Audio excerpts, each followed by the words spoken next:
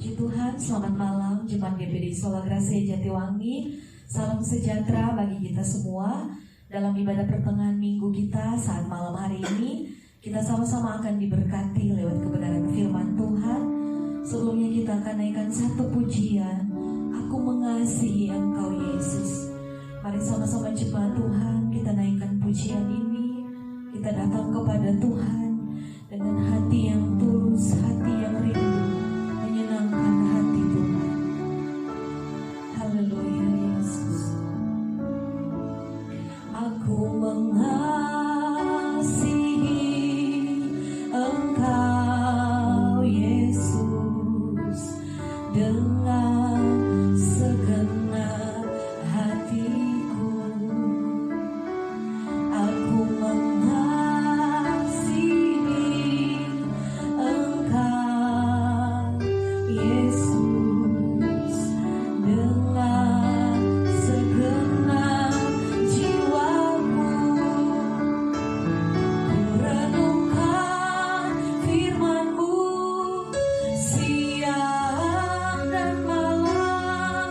Ku pegang perintah-Mu dan ku lakukan. Engkau tahu ya Tuhan, tujuan hidupku hanyalah untuk menyenangkan hati-Mu. Haleluya Yesus. Ku renungkan firman-Mu siang dan malam. Ku pegang perintah-Mu dan ku lakukan. Engkau tahu ya Tuhan, tujuan hidupku hanyalah untuk menyenangkan hati-Mu. Haleluya. Haleluya Yesus, terima kasih Tuhan. Kami bersyukur malam hari ini Tuhan, oleh karena kemurahan-Mu kami boleh ada sebagaimana kami ada. Kami masih diberi kesehatan, kekuatan. Bahkan sampai saat ini kami boleh menikmati berkat kemurahan Tuhan. Sepanjang hari ini kami merasakan penyertaan Tuhan nyata dalam kehidupan kami. Dan saat ini kami rindu diberkati lewat kebenaran firman Tuhan. Mari Roh Kudus jamah setiap hati dan pendengaran kami. Urapi kami Tuhan, kami mau membuka hati untuk dilawat oleh firman Tuhan. Begitu juga buat hamba-Mu yang akan menyampaikan firman Tuhan. Urapi hamba-Mu, nyatakan apa yang menjadi isi hati-Mu Tuhan bagi kami semua. Kami percaya lewat firman Tuhan yang akan kami dengar saat ini akan menguatkan kami, menegur, memulihkan kami, menjadikan kami manusia, anak-anak Tuhan yang berkenan di hati Tuhan. Terima kasih Tuhan, kami siap mendengarkan kebenaran firman Tuhan. Di dalam nama Tuhan Yesus kami berdoa dan mengucap syukur. Haleluya. Amin.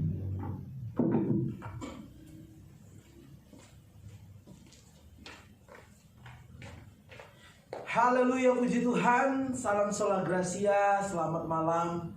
Dan selalu sama-sama kita selalu katakan bahwa semua karena anugerah Tuhan. Kalau kita ada sampai hari ini, bahkan pada malam hari ini kita boleh berkumpul lagi dalam persekutuan ibadah pertengahan minggu, dan kita akan mendengarkan firman Tuhan. Dan sebelum saya menyampaikan kebenaran firman Tuhan, ingin memberikan pengumuman bahwa pada hari minggu nanti kita akan kembali bisa beribadah di gereja. Itu sebabnya saya minta kerjasamanya supaya bisa mendaftarkan diri kepada kami suami istri di WA kami masing-masing, memberitahukan mau ibadah jam 7 pagi ibadah pertama, atau ibadah yang kedua jam setengah 10 pagi. Kita bersyukur karena Jatiwangi Tuhan boleh tolong, di mana kemarin ada orang-orang yang dicurigai terindikasi kena virus corona. Tetapi karena kebaikan Tuhan, oleh karena kemurahan Tuhan, semuanya dinyatakan negatif. Dan kita bersyukur sehingga kita boleh mengambil keputusan untuk kembali bisa beribadah.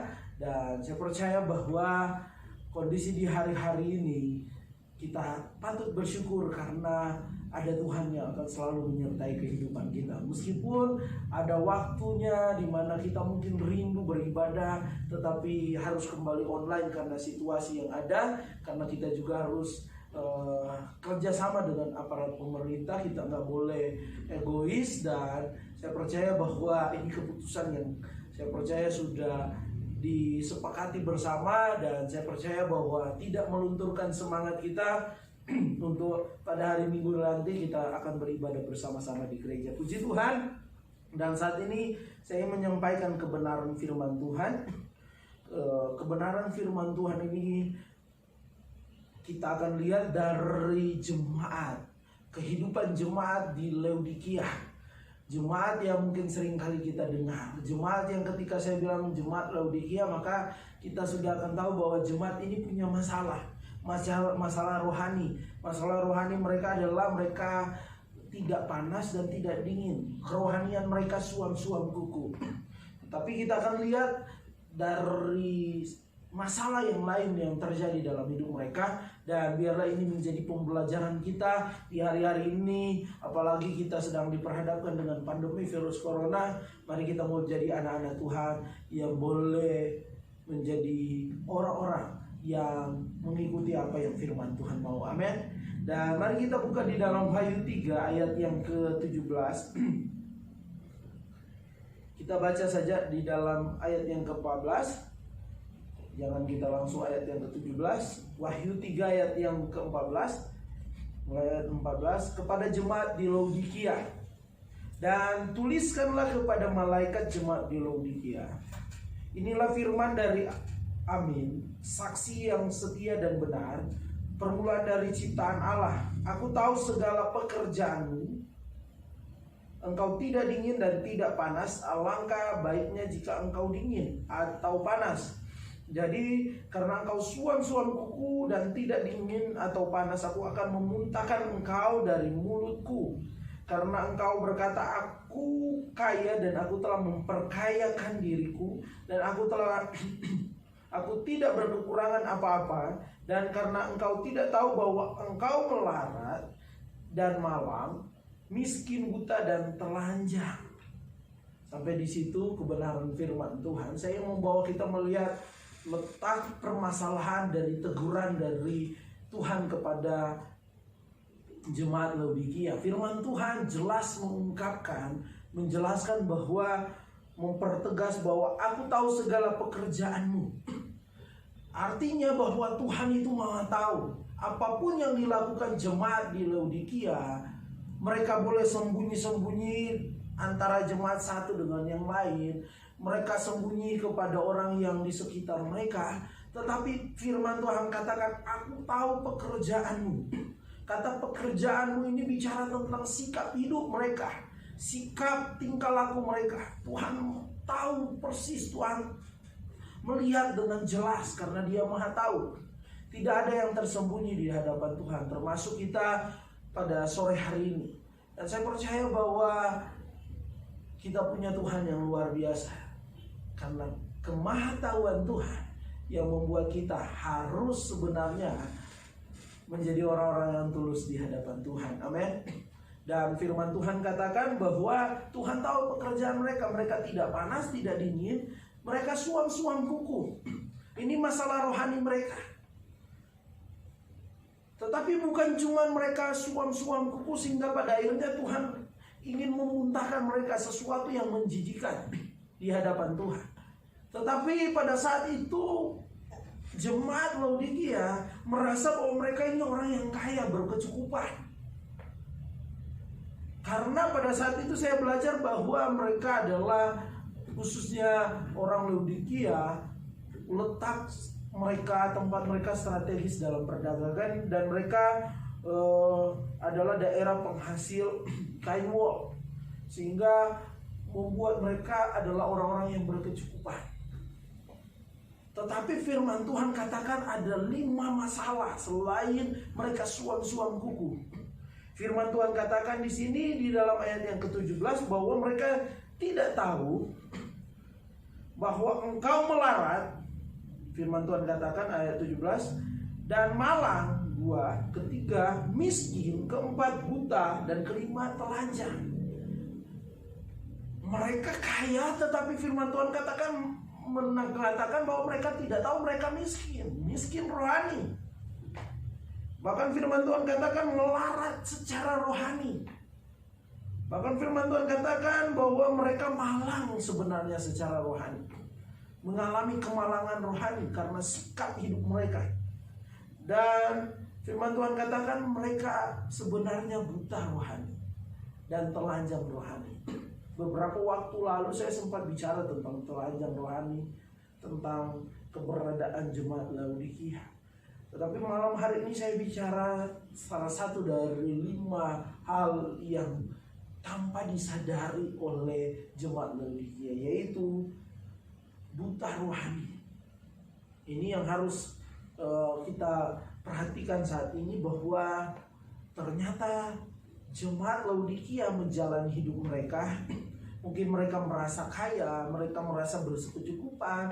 Mungkin pada saat itu rutinitas, termasuk baik bekerja, termasuk mungkin beribadah, bersekutu dengan Tuhan, mereka jalani. Tetapi tanpa mereka sadari ada begitu banyak hal yang terjadi, seperti saya sudah katakan tadi, dan salah satunya kebutaan rohani. Kalau kita tiba-tiba di rumah, listriknya padam, dan kita nggak bisa melihat sesuatu karena semuanya gelap, pasti kita akan berhati-hati. Bahkan terkadang ketika kita mau cepat-cepat atau tergesa-gesa untuk berjalan, misalnya mau cari lilin, maka bisa aja tersandung dan jatuh. Dan nggak mengenakan pada situasi gelap. Orang yang buta secara jasmani, mungkin kita pernah bertemu dengan orang yang buta secara jasmani, mata mereka nggak bisa melihat, mereka tidak bisa melihat orang yang mungkin di depan mereka, untuk sekeliling, karena memang mata mereka sudah bermasalah. Itu sangat menyedihkan. Dan saya mau katakan, firman Tuhan mau katakan bahwa lebih sangat menyedihkan ketika kehidupan saudara dan saya mengalami kebutaan rohani seperti jemaat Laodikia. Ini sangat berbahaya. Karena apa? Kebutaan rohani ini sesuatu masalah rohani yang pada akhirnya membawa kita hidup di dalam kondisi di mana kita tidak bisa melihat tentang perbuatan Tuhan yang ajaib. Padahal kuasa Tuhan itu nyata dalam kehidupan kita orang percaya, amin. Tetapi ketika kita buta rohani, kita sulit tidak bisa melihat setiap perkara-perkara yang besar yang Tuhan kerjakan dalam hidup kita. Jangankan buta, kalau kita melihat, kalau misalnya ada koin dan menutup mata kita, koin itu yang kecil menutup mata kita, menghalangi mata kita, maka kita sulit melihat apa yang ada di depan kita. Apatah lagi ketika kita mengalami kebutaan rohani. Dan ini yang harus kita sadari di hari-hari ini. Karena ini berbahaya ketika kita mengalami kebutaan rohani, apalagi di masa-masa pandemi ini, maka pada akhirnya kita akan terjerumus kepada yang namanya kematian rohani itu sendiri. Orang yang buta rohani di hari-hari ini sulit melihat kuasa Tuhan bekerja, melihat kuasa Tuhan dalam kehidupannya. Padahal di masa pandemi saya katakan bahwa hidup kita Tuhan bawa seimbang seperti neraca.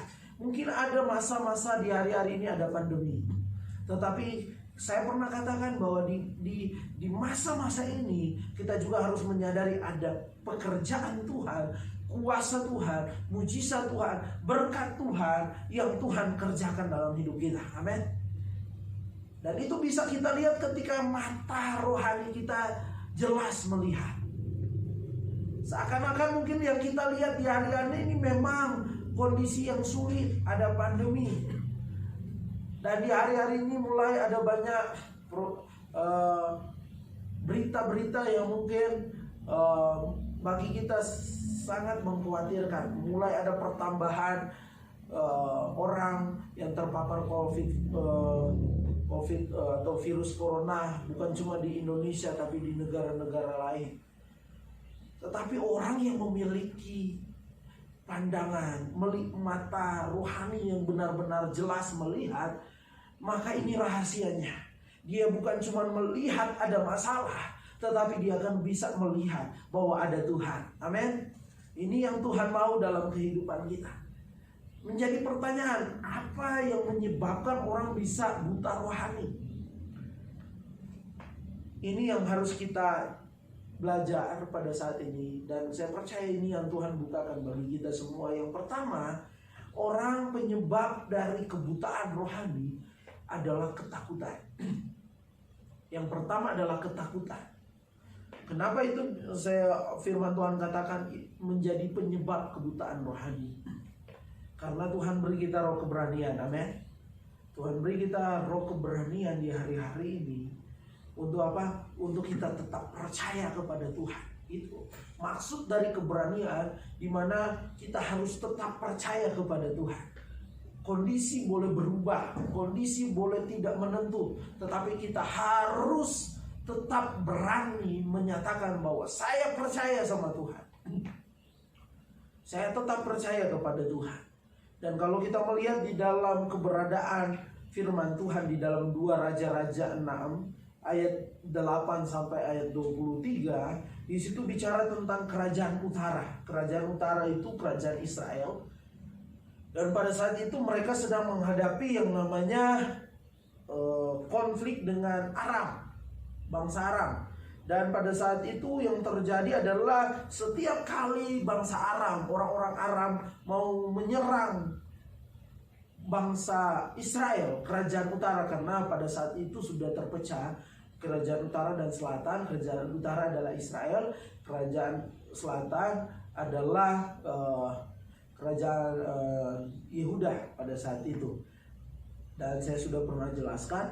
Dan pada saat itu terjadi, firman Tuhan katakan bahwa bangsa Aram mau menyerang Israel, tetapi selalu gagal karena ada Nabi Elisa pada saat itu yang memberitahukan. Karena pada saat itu Nabi Elisa adalah abdi Allah yang memberitahukan, mendapatkan pesan Tuhan dan memberitahukan kepada bangsa Israel, sehingga selalu gagal. Dan pada akhirnya orang Aram tahu, oh ini letak masalah kegagalan mereka. Karena ada, saya nggak membacanya tetapi saya ingin menjelaskannya, bahwa mereka tahu bahwa posisinya penyebab kegagalan mereka. Orang Aram ini mengetahui bahwa penyebab kegagalan mereka karena ada Nabi Elisa ini. Sehingga pada akhirnya mereka berusaha untuk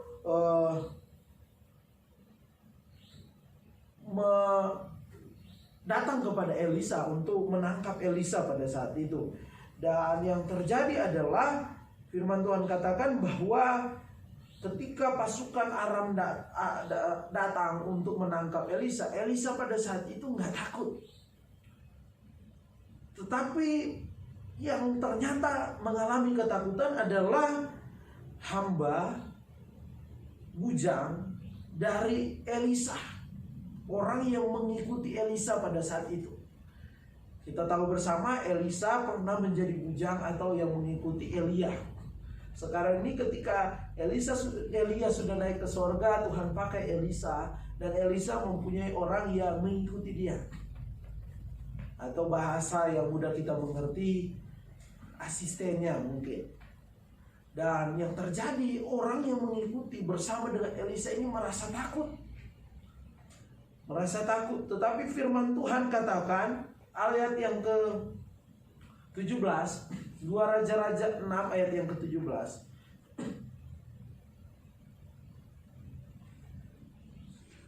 2 Raja-Raja 6 ayat yang ke-17.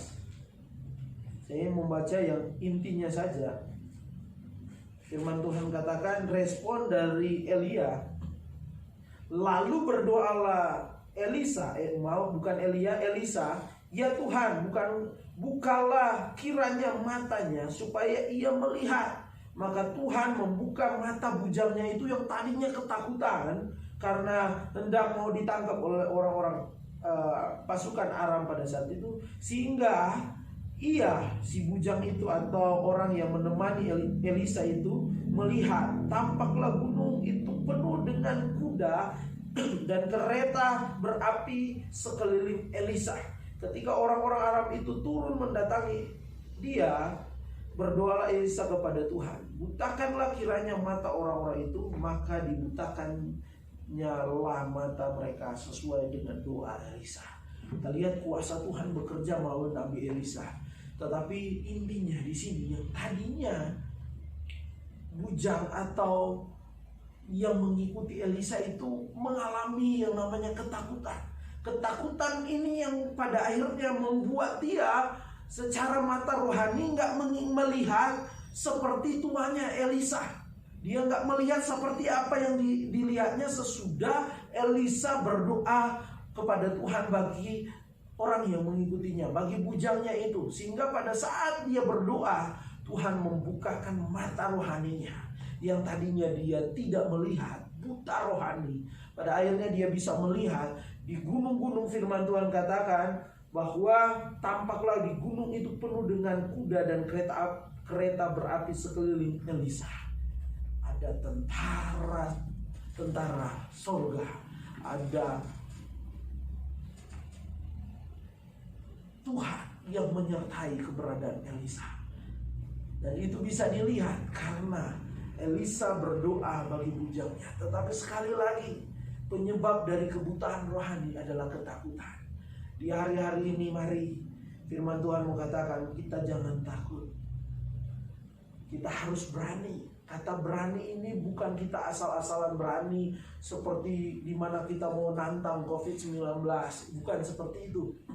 Tetapi kita harus berani di hari-hari ini tetap percaya. Meskipun ada COVID-19, meskipun ada masalah, musim boleh berubah, tetapi kita harus tetap berani menyatakan Yesus kita sebagai adalah Tuhan dan Juru Selamat kita. Amin.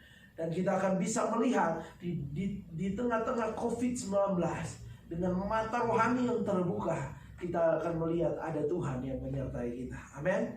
Dan saya percaya ini yang Tuhan mau. Di hari-hari ini kalau ada ketakutan dalam kehidupan kita dan kita mulai meragukan kuasa Tuhan dalam hidup kita, mari kita mau kembali mengalami satu pemulihan secara rohani dalam pandangan kita, bahwa kita di hari-hari ini harus tetap berani dan memandang kepada Tuhan. Pandangan kita kepada Tuhan adalah sesuatu yang akan menentukan langkah hidup kita. Amin. Karena ketika kita memandang Tuhan, kita akan melihat kuasa Tuhan bekerja. Kita akan mengetahui bahwa Tuhan tidak pernah tinggalkan kita. Dan yang kedua, yang menghalangi keberadaan yang membuat orang pada akhirnya mengalami buta rohani karena imannya tidak murni. Ini yang harus kita perhatikan, bahwa ternyata di hari-hari ini gereja Tuhan harus memiliki iman yang murni. Amin. Iman yang murni ini enggak tercampur dengan yang namanya kepercayaan nenek moyang kita. Selalu saya katakan, saya enggak pernah anti dengan kepercayaan nenek moyang kita. Ketika itu baik, kita lanjutkan, kita terapkan dalam hidup kita.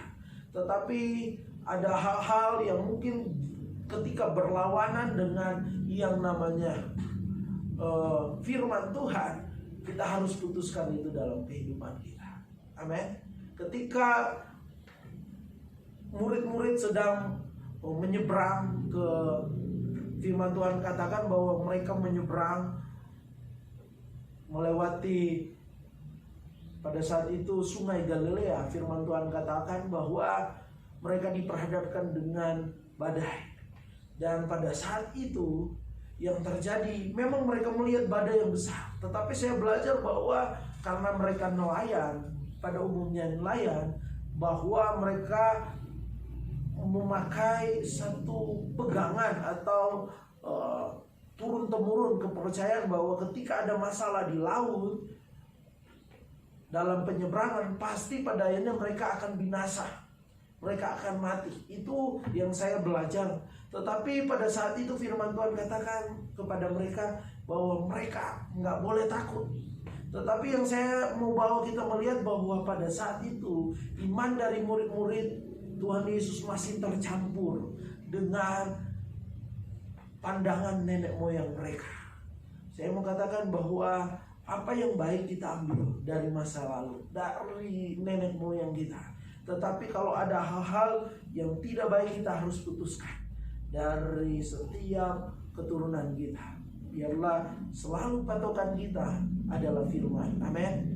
Dan yang ketiga, yaitu yang menghalangi orang pada akhirnya yang membuat orang pada akhirnya mengalami buta rohani adalah ketika mereka memiliki perasaan kecewa. Saya nggak akan baca firman Tuhan karena ini ceritanya panjang mengingat waktu. Dalam Lukas 24 ayat yang ke-13 sampai ayat yang ke-16 saja kita perhatikan. Di situ firman Tuhan katakan bahwa ada dua orang yang pada akhirnya pulang ke Emmaus.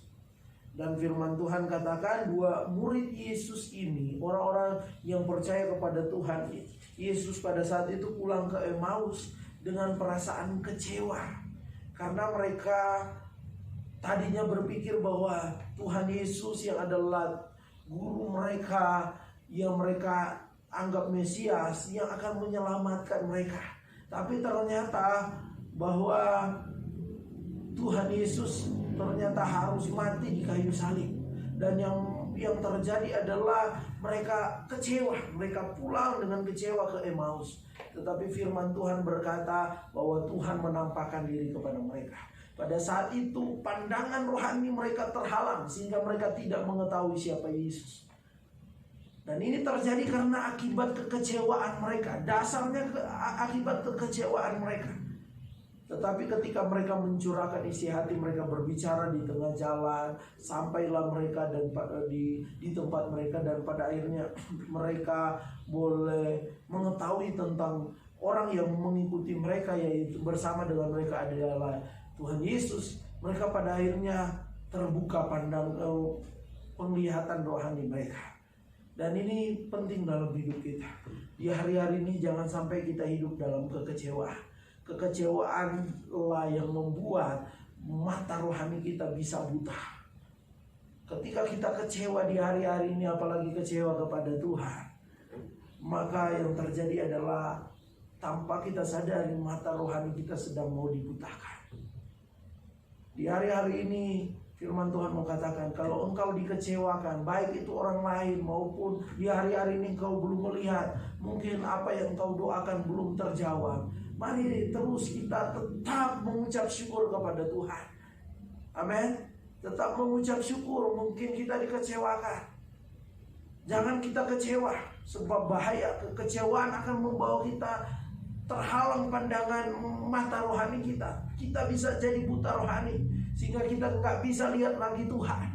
Tetapi ketika kita nggak kecewa, ketika kita belajar untuk di hari-hari ini tetap bersyukur, tetap kita meyakini bahwa Tuhan ada, Tuhan tidak pernah meninggalkan kita, kita akan melihat bahwa ada Tuhan yang bersama-sama dengan kita, ada Tuhan yang akan terus menepati janjinya dalam hidup kita. Amin. Dan yang berikutnya adalah kebenaran firman Tuhan yang terakhir yang menyebabkan kebutaan rohani ketika kita meremehkan firman Tuhan, ketika kita melecehkan firman Tuhan. Ada satu kejadian di dalam kebenaran firman Tuhan, di dalam masih dalam cerita yang pertama, yaitu Elisa tadi, di dalam 2 Raja-Raja 6 ayat 24 sampai 2 Raja-Raja 7 sampai 20, di mana ada kisah yang berlanjut, di mana pada saat itu bukan lagi orang Aram yang mengepung, pasukan Aram yang mengepung Elisa pada saat itu, tetapi pada saat itu orang Aram, pasukan Aram sedang mengepung kota Samaria. Kota Samaria pada saat itu adalah ibu kota dari Israel, kerajaan utara. Dan apa yang terjadi? Karena mereka dikepung, maka yang terjadi orang Israel sulit untuk beraktivitas, sulit untuk pergi ke daerah lain untuk misalnya bertukar, baik itu makanan atau hal-hal yang mereka butuhkan. Dan yang terjadi adalah pada saat itu seorang penjaga tentara penjaga pintu gerbang dari Israel pada saat itu mendengar ucapan dari Elisa. Ini ceritanya, singkat cerita bahwa penjaga pintu ini pada akhirnya melecehkan atau tidak menganggap atau meremehkan ucapan dari Elisa tentang nubuatan yang Tuhan mau didengar oleh orang Israel. Dan apa yang terjadi? Karena dia melecehkan firman Tuhan, dia nggak menganggap firman Tuhan, dia meremehkan firman Tuhan. Firman Tuhan berkata, penjaga pintu gerbang itu seorang tentara, pada akhirnya dia mati, binasa, terinjak-injak. Dan firman Tuhan mau katakan pada saat ini, mari jangan sampai kita meremehkan firman Tuhan. Jangan sampai engkau mengeraskan hatimu karena ketika mendengar firman.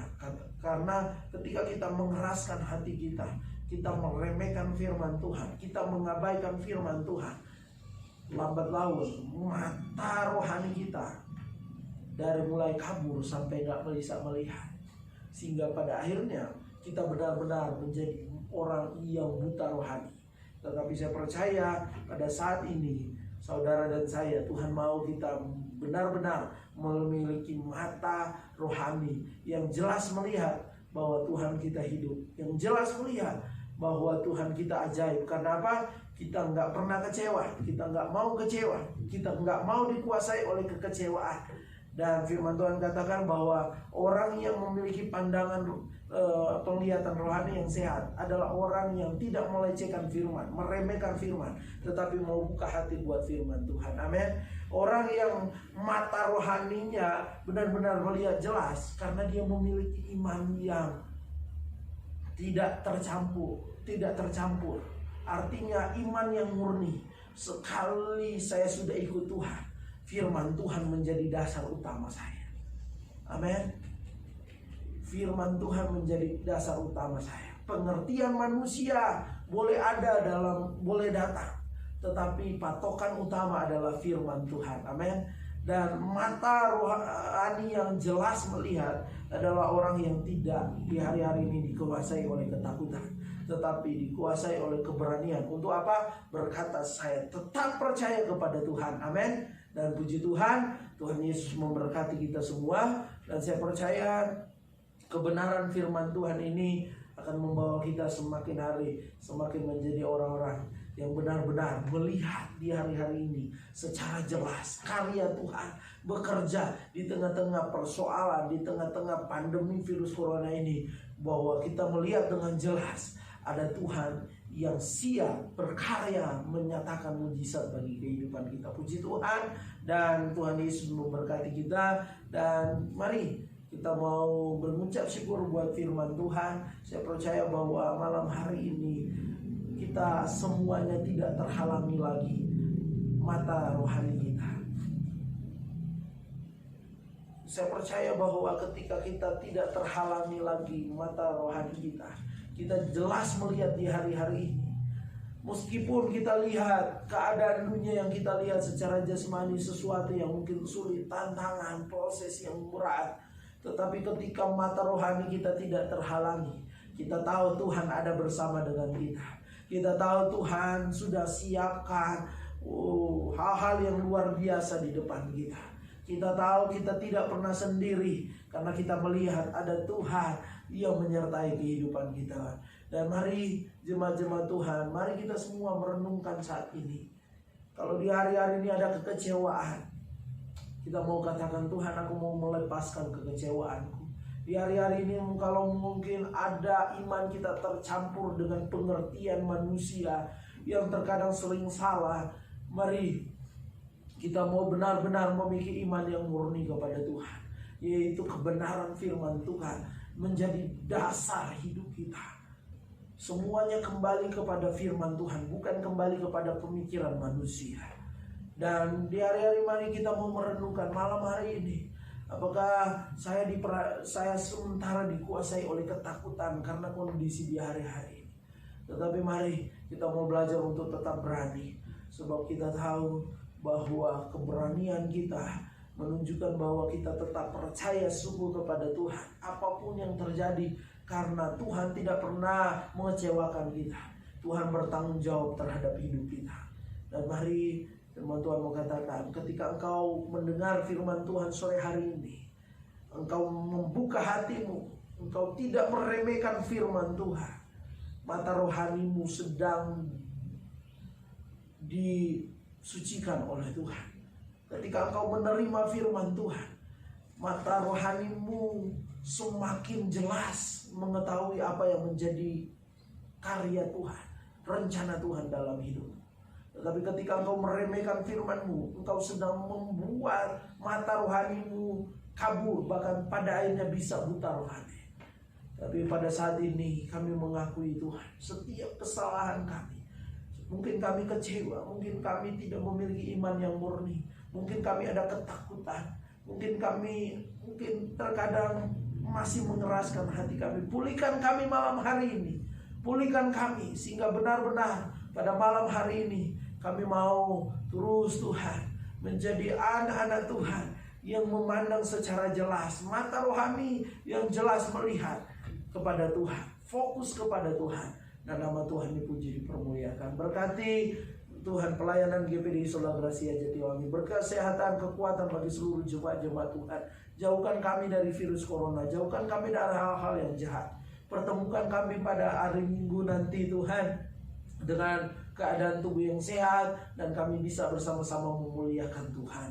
Urapi kami semua, berkati daerah Jatiwangi ini, Majalengka, bebas dari virus corona. Bahkan berkati bangsa kami ini, presiden, wakil presiden, semuanya yang menjadi aparat pemerintah. Oh Tuhan, yang punya wewenang mengambil keputusan untuk Tuhan, baik itu secara nasional maupun daerah.